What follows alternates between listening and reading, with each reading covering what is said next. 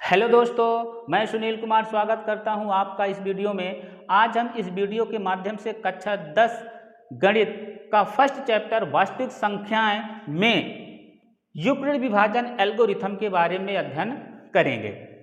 इसके पूर्व में हमने यूक्लिड विभाजन प्रमेयिका के साथ साथ प्राकृत, पूर्ण, पूर्णांक, परिमेय, अपरिमेय, सम, विषम, भाज्य और सहअभाज्य संख्याओं के बारे में पढ़ा है। यदि आपने उस वीडियो को नहीं देखा है तो उस वीडियो का लिंक्स इस वीडियो के डिस्क्रिप्शन बॉक्स में आपको प्रोवाइड करा दिया गया है, आप वहां जा करके देख सकते हैं। स्टूडेंट्स, यूक्लिड विभाजन एल्गोरिथम में सबसे पहले मैं एल्गोरिथम शब्द का अर्थ आपको समझा देता हूं कि एल्गोरिथम एक सुपरिभाषित चरणों की श्रृंखला है जो एक विशेष प्रकार की समस्या को हल करने की एक प्रक्रिया या विधि प्रदान करती है। इसे समझने के लिए एचसीएफ निकालने की कुछ विधियों पर चर्चा करते हैं। तो एचसीएफ अर्थात हाईएस्ट कॉमन फैक्टर या मासापा निकालने की दो विधियां होती हैं। एक विधि है गुणनखंड विधि और दूसरा भाग विधि।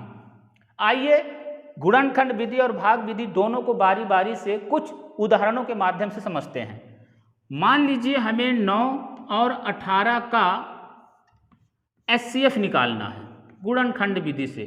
तो हम क्या करेंगे, 9 को हम लिख सकते हैं 3 गुणा 3 गुणा 1, अर्थात 9 का अभाज्य गुणनखंड 3 गुणे 3 गुणे 1। इसी प्रकार से 18 का अभाज्य गुणनखंड होगा 2 गुणे 3 गुणे 3 गुणे 1।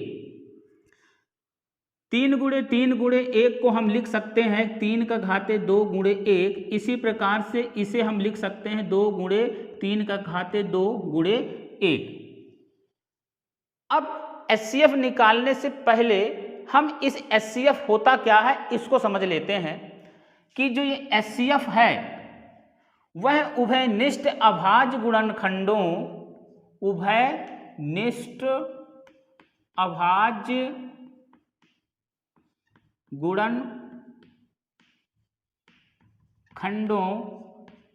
की सबसे छोटी घातों का गुणनफल, सबसे छोटी घातों का गुणनफल ही एचसीएफ कहलाता है। तो हम देख रहे हैं कि यहाँ 3 का घाते 2 यहाँ है और 3 का घाते 2 यहाँ भी है, अर्थात दोनों में 3 का घाते 2 उभयनिष्ठ है और सबसे छोटी घात का है। यदि इसमें हमें 3 का घाते 5 भी मिलता, माना कि, तो हम 3 का घाते 2 और 3 का घाते 2 ही उभयनिष्ठ है, इसे ही लेते। 3 का घाते 5 नहीं लेते। क्यों? क्योंकि हमने यहाँ लिखा है कि उभयनिष्ठ अभाज्य गुणनखंडों की सबसे छोटी घात। तो सबसे छोटी घात क्या है? 3 का घाते 2। यहाँ 3 का घाते 5 अगर होता तो हम 3 का घाते 2 ही लेते, जो कि इसमें और इसमें दोनों में है। तो मैं कह सकता हूं कि जो एचसीएफ है 9 और 18 का वो होगा 3 का घाते 2 बराबर 3 गुणे 3 बराबर 3 त्रिकाई 9। आइए इसी एग्जाम्पल को हम भाग विधि से भी समझते हैं। यदि एचसीएफ ही निकालना हो हमें 9 और 18 को, तो हम क्या करेंगे, जो बड़ी संख्या है उससे छोटी संख्या से हम भाग करेंगे। तो 9 दूना 18 माइनस करेंगे तो हमें 0 प्राप्त हो गया। इसे 18 को मैं क्या लिख सकता हूं, हमें पता है कि भाज्य जो होता है वो भाजक गुणे भागफल धन शेष फल के बराबर होता है। अर्थात भाजक जो है हमारा 18 है, भाज्य 18 है, भाजक हमारा 9 और भागफल 2 और धन शेष जो है 0 है। हमने 18 को 9 से भाग दिया एक ही बार में, शेषफल क्या मिल गया हमें? 0। जब हमें शेषफल 0 प्राप्त हुआ उस स्थिति पर हमारा भाजक क्या था? 9। जब हमें शेषफल मिला तो हमें भाजक क्या था हमारा 9, अर्थात यह कह सकते हैं हम कि 9 और 18 का जो एचसीएफ होगा वो 9 ही होगा। अब आप कंपेयर करके इसे देखिए कि गुणनखंड विधि से भी हमें 9 और 18 का एचसीएफ 9 ही मिला और भाग विधि से भी हमें 9 और 18 का एचसीएफ 9 ही मिला। दोनों विधियों से हमें 9 प्राप्त होता है। यदि हमें तुरंत का तुरंत यानी कि पहले स्टेप में शेषफल शून्य प्राप्त ना हो तो क्या करें? आइए इसे दूसरे एग्जाम्पल से समझते हैं। मान लीजिए 9 और 20 है हमारे पास। अब हमें 9 और 20 का एचसीएफ निकालना है तो हमें सबसे छोटी संख्या से बड़ी संख्या को भाग करेंगे तो 9 दूना 18, शेषफल कितना आएगा 2। शेषफल यहाँ पे 2 आया, शून्य नहीं मिला। तब क्या करते हैं, जो भाजक है वह भाज्य बन जाता है। पिछले चरण ये है, पिछले चरण का जो भाजक है ये भाजक है और ये भाज्य और ये शेषफल। तो पिछले चरण का भाजक क्या है हमारे पास 9, तो दूसरे चरण में वह क्या बन जाता है भाज्य, और जो शेषफल होता है वह दूसरे चरण का भाजक बन जाता है। अर्थात अब इसको डिवाइड करेंगे तो 2 चौके 8, फिर शेषफल हमें 1 मिला, फिर भी शून्य नहीं मिला। क्योंकि हमें शून्य लाना ही है तभी हम निर्धारित कर सकते हैं कि हमारा भाजक कौन होगा। तो पुनः ये प्रक्रिया दोहराएंगे, दूसरी वाली प्रक्रिया। कैसे कि दूसरे चरण में जो भाजक था वो तीसरे चरण में क्या बन जाएगा भाज्य, और दूसरे चरण का जो शेषफल है वो तीसरे चरण में क्या बन जाता है भाजक। तो 1 दूना 2, इसको भी डिवाइड करेंगे। अब आ गया हमको शेषफल 0। इसे मैं क्या लिख सकता हूं, इसी रूप में मैं ऐसा लिख सकता हूं कि 20 जो है वो 9 गुणा 2 धन 2 है। 9 जो है अपना 2 गुणा 4 धन 1 है, और 2 है वो 1 गुणा 2 धन 0। हमें शेषफल 0 कब मिला? पहला चरण हमने भाग किया तो शेषफल 2 मिला, 0 नहीं। फिर दूसरे बार भी हमने भाग किया तो शेषफल हमें 1 मिला, 0 नहीं। तो हमने फिर दोबारा दूसरे चरण के अनुरूप ही काम करना फिर शुरू किया तो तीसरे चरण में हमें 0 प्राप्त हुआ। उस स्थिति पर हमें भाजक क्या था 1। तो मैं कह सकता हूं कि जो ये एचसीएफ होगा 9 और 20 का वो 1 होगा। तो ये जो चरण, जितने चरण का हमने अनुसरण किया है, कितने चरण में हमें 0 प्राप्त हुआ? 3 चरणों में। तो यही चरण ही एचसीएफ निकालने के, यही चरण ही यूक्लिड विभाजन एल्गोरिथम कहलाता है। अब इसके चरणों को मैं यहाँ पे लिख के आपको समझाता हूँ। इसके कुछ विशेष चरण हैं जिसे मैं यहाँ लिखकर आपको समझाता हूँ, आप उसका स्क्रीनशॉट लेकर के समझ सकते हैं। तो एचसीएफ निकालने के लिए यूक्लिड विभाजन एल्गोरिथम के जो चरण है ये यहाँ पे मैंने लिख दिया है।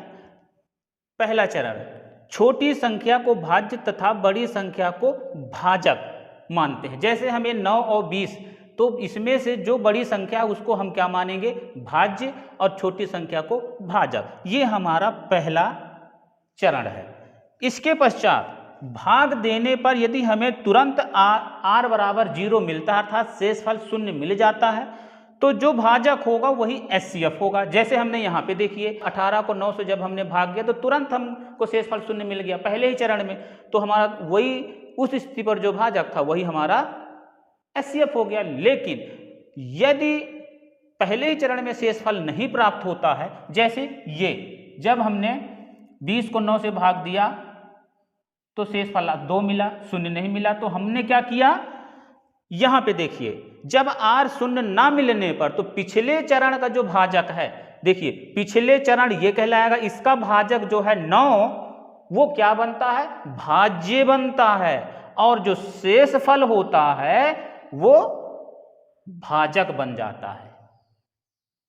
फिर देखिए, यदि यहां से भी आपको शून्य प्राप्त नहीं हुआ, शेषफल शून्य प्राप्त नहीं होता है, तो हम यह क्रिया को तब तक दोहराते रहते हैं जब तक हमें शेषफल शून्य प्राप्त ना हो जाए।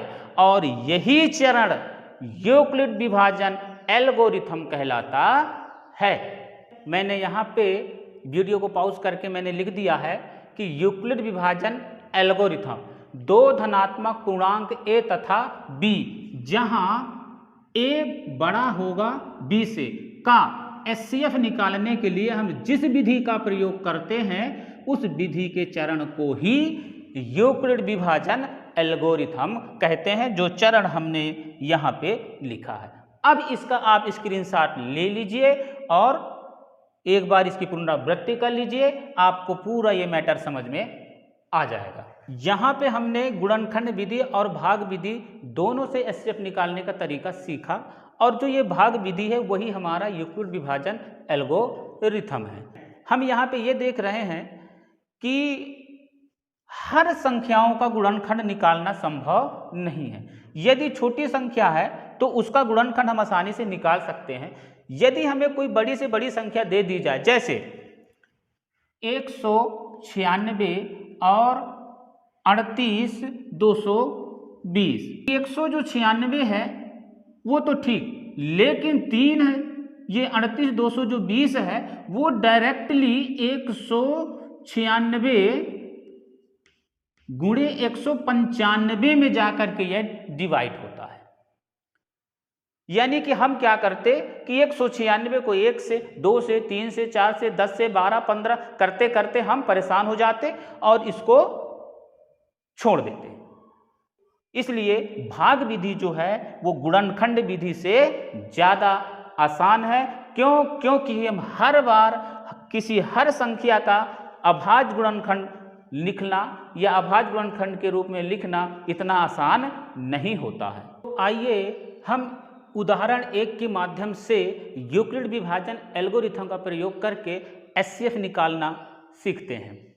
स्टूडेंट्स, इसको हम पूरा सिस्टमैटिक ढंग से लिखेंगे ताकि आपको एग्जाम में कैसे लिखना है वो टेक्निक भी आपको मिल जाएगा। पहचान कर लेते हैं हम कि कौन छोटी है कौन बड़ी। हल करता हूं, दी गई संख्याएं,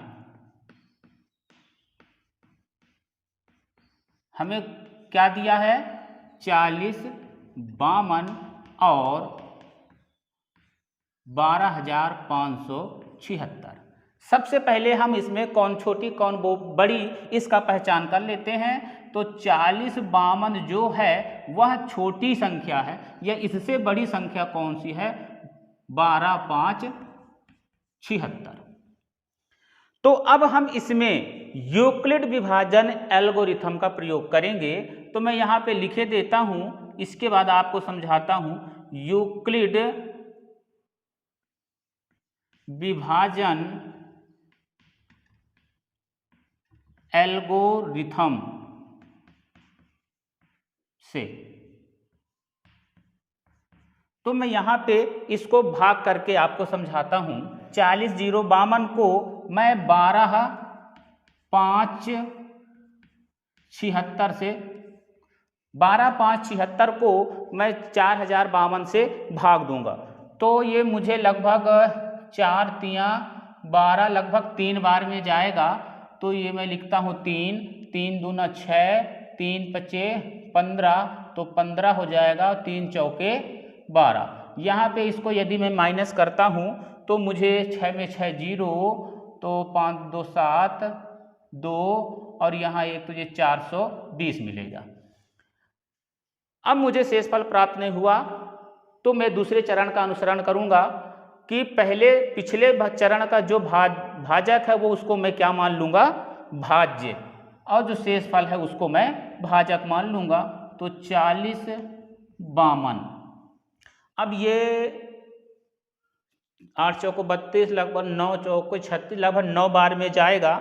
तो मैं लिखे देता हूँ 9, 9 शून्यम 0, 9 दूना 18, और 9 चौको 36, और एक ये हो जाएगा अपना 37। इसको हम माइनस करेंगे तो हमें मिल जाएगा 200, ये 2 और 7, 7 272। पुनः 272 को मैं 420 को अब मैं 272 से भाग कर दूंगा। 272 तो एक बार में ही जाएगा, 272 कम 272, इसको माइनस करूंगा तो 2 ये 8 मिल गया और 7 मतलब 4 और यहाँ 1 हो जाएगा तो 148। 272 तो 148 से 272 को जब मैं भाग करता हूँ तो मुझे क्या मिलेगा? 148 एक कम 148, तो यहाँ पे मिल जाएगा मुझे 8 4 12, मतलब ये 4 और 2 124। मैं यहाँ से पुनः लिखता हूँ, ये एक ही बार में जाएगा। 124 से कम 124, तो मुझे मिल जाएगा पुनः ये हो जाएगा 4 और 4 में ये 24। फिर से इसको मैं भाज्य मान लूँगा 124, तो ये लगभग 5 दूना 10, लगभग 5 बार में जाएगा। 5 चौको 20 और 5 दूना 10 और 2 12, तो मुझे कितना मिल गया? 120। इन सब को मैं माइनस करते जा रहा हूँ तो यहाँ पे मिला मुझे 4। अब 4 है, फिर से इस 24 को मैं भाज्य मान लूँगा तो 4 छंग 24, तो अब मुझे शेषफल मिल गया 0। तो मैं इसे विभाजन एल्गोरिथम के प्रयोग से इन चरणों को मैं कुछ यहाँ पे ऐसे लिखता हूँ। जैसे 12576 को मैं क्या लिख सकता हूँ? इसको मैं थोड़ा सा, बहुत जगह की शॉर्टेज होने के कारण मैं इस जो लिखा था उसे मैं मिटाता हूँ। पहला चरण जो है वो है 12576 बराबर 40 52 गुणे 3 धन 420।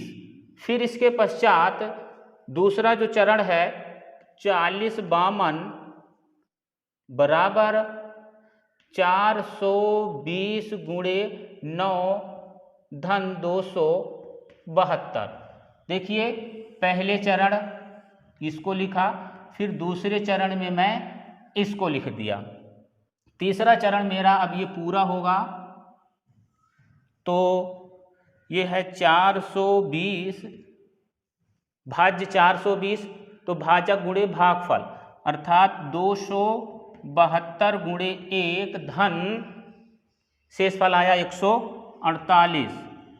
अब 148 आया तो 272 को मैं क्या लिख सकता हूँ?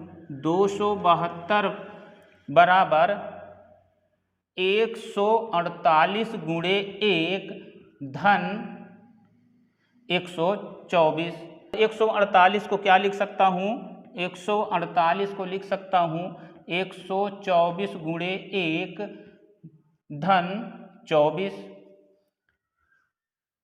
फिर 124 को मैं लिख सकता हूँ 24 गुणे 5 धन 4। अब यहाँ पे 24 को मैं लिख सकता हूँ 4 गुणे 6 धन 0। तो यहाँ पे आप देखेंगे कि ये जो r है वो 0 के बराबर नहीं है। इसी प्रकार से आपको यहाँ भी शेषफल जो है 0 नहीं, यहाँ भी, यहाँ भी, यहाँ भी, यहाँ भी, और हमें यहाँ पे क्या मिल गया? शेषफल 0। 1 2 3 4 5 6 7वें चरण में हमको शेषफल क्या मिल गया? 0। तो उस स्थिति पर, यानी कि अब मैं यहाँ ऐसे लिख सकता हूँ कि यहाँ आप इसके नीचे लिख सकते हैं, नीचे जगह थोड़ा नहीं है इसलिए मैं यहाँ पे लिखता हूँ कि यहाँ पर r बराबर 0 है, तो भाजक क्या है? तो भाजक जो है, भाजक है वो 4 है। इसलिए इन दोनों का जो HCF होगा, HCF 40 52 12 5 76 का होगा 4, और यही अपना आंसर हो जाएगा। तो मैं उम्मीद करता हूं स्टूडेंट्स कि आपको इस उदाहरण के माध्यम से यूक्लिड विभाजन एल्गोरिथम पूर्णतः समझ में आ गया होगा। हम आगे आने वाले वीडियो पर प्रश्नावली 1.1 का क्वेश्चन क्रमांक 1 और उसके आगे के प्रश्नों को सरल करेंगे। तब तक के लिए आप सबको नमस्कार।